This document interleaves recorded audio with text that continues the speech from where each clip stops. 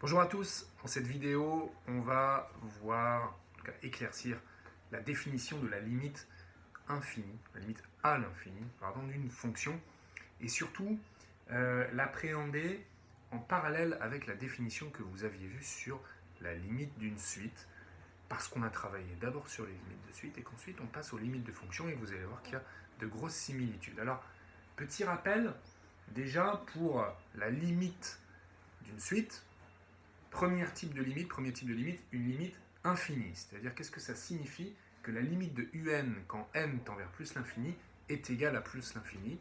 On l'avait vu, ça signifie que en fait, les termes de la suite vont devenir aussi grands que l'on veut, ce qui peut s'écrire de manière formelle, on le voit bien ici sur ce schéma-là, que pour tout seuil que j'appelle grand A, que je fixe au départ, aussi grand soit-il, représenté ici sur l'axe des ordonnées, eh bien, pour tout grand A supérieur à 0, je réussirai toujours, il existe, je réussirai toujours à trouver un rang que j'appelle NA, un nombre entier, NA, qui appartient à un grand N, tel que pour tout N supérieur à NA, c'est-à-dire quand je serai à droite de ce NA, eh bien tous mes UN seront plus grands que grand A. Hein? Je reprends cette définition, ça veut dire que pour tout seuil que je me fixe au départ, si ma suite tend vers plus l'infini, je trouverai toujours un rang NA, qui dépend donc de ce seuil que j'ai fixé au début, à partir duquel tous mes petits points seront situés au-dessus de la droite d'équation y égale a. Qu'est-ce que ça veut dire qu'une fonction a une limite infinie quand x tend vers plus l'infini? Qu'est-ce que ça veut dire que limite de f de x égale plus l'infini quand x tend vers plus l'infini? Ça veut dire à peu près la même chose. À part qu'au lieu d'avoir ici une suite, on a une fonction, c'est-à-dire au lieu d'avoir un nuage de points ici, eh bien on a une courbe. Et la définition est très similaire.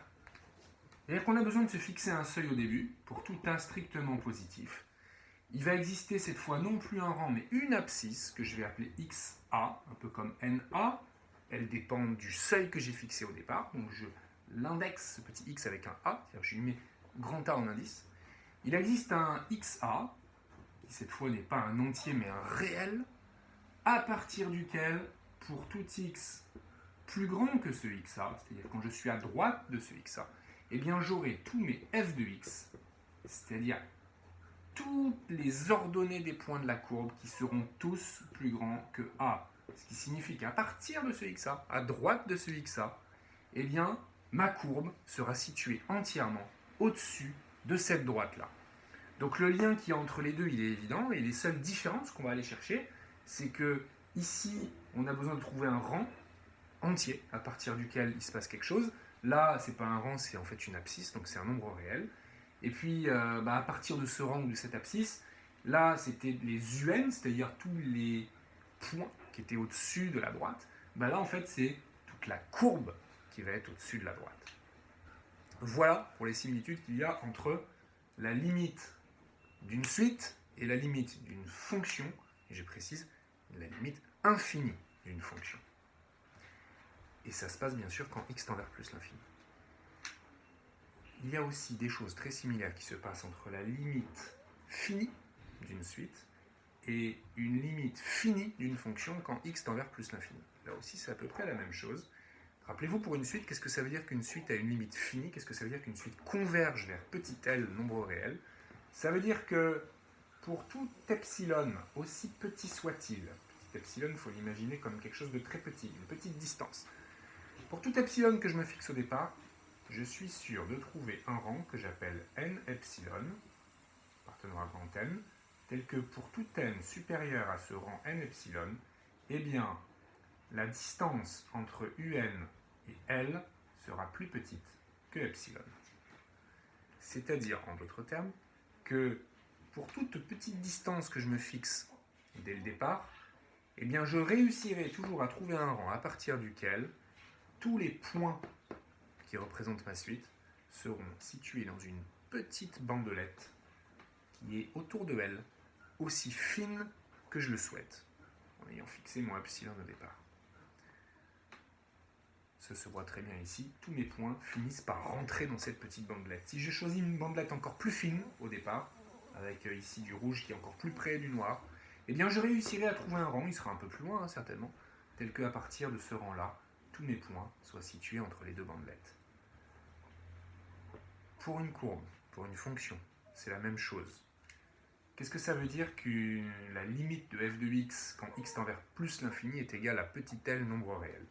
Ça veut dire que pour tout epsilon que je fixe au départ, eh bien je suis sûr que je trouverai donc non plus un rang, mais une abscisse x epsilon appartenant à grand R, telle que pour tout x plus grand que x epsilon, eh bien la distance entre f de x et mon L est plus petite que epsilon. On n'y voit pas grand chose, je suis désolé. Pour tout x supérieur à x epsilon, valeur absolue de f de x moins L est strictement inférieure à epsilon. Qu'est-ce que ça signifie? Ça signifie que pour tout epsilon que je me fixe dès le départ, aussi petit soit-il, ici j'ai moins epsilon, toute petite distance, je réussirai toujours à trouver une abscisse à partir de laquelle ma courbe sera entièrement située à l'intérieur de cette petite bandelette, aussi fine soit-elle, que je fixe dès le début. Donc les différences finalement entre ça et ça, c'est juste le fait que ici j'avais un rang, donc un entier, et ici j'ai une abscisse, et que là, au lieu d'avoir du un, j'ai du f de x, symbolisant, représentant une ordonnée d'un point de la courbe d'abscisse x. Donc toutes les ordonnées de tous les points de cette courbe sont situées à une distance à L qui est aussi petite que je veux. Voilà ce que ça signifie qu'une fonction a une limite finie en l'infini. Alors, ça c'est les définitions un petit peu compliquées, rassurez-vous. Pour les fonctions comme pour les suites, il y a des fonctions qui ont des limites usuelles, ou plutôt il y a des fonctions usuelles qui ont des limites que vous devez connaître.